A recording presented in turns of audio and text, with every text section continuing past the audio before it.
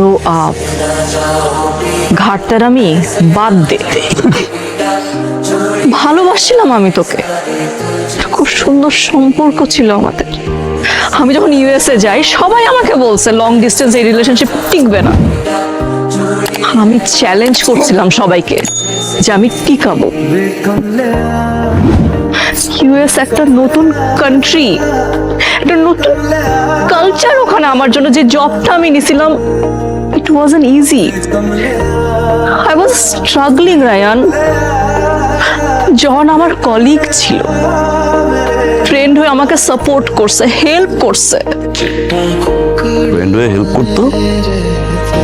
ঘন্টার পর ঘন্টা কফি শপে, হ্যাঁ?